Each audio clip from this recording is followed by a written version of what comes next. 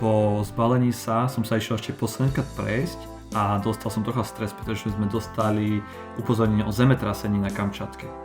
A ráno som dúfal, že to bude OK, dal som všetky veci do auta, vyrazil. Na začiatku cesty som sa cítil ako na diaľnici z Bratislavy do Žiliny. Našťastie sa to asi po nejakých 2 hodinkách zmenilo, kedy som odbočil na vidiek. Dostal som sa na krásne, široké, zelené polia, kde sa pásli ovce. Prišlo mi to ako na nejakej ceste po Oravskej lesnej. Čakal som, že tam uvidím nejakú kolibu a dám si tam halušky.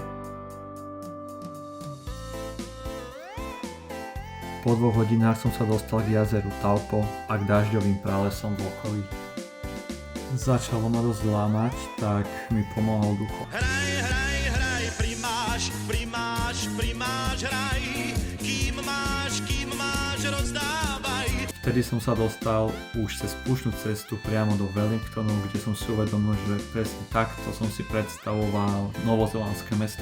Tu dnes moja cesta končí a zajtra pokračujem ďalej.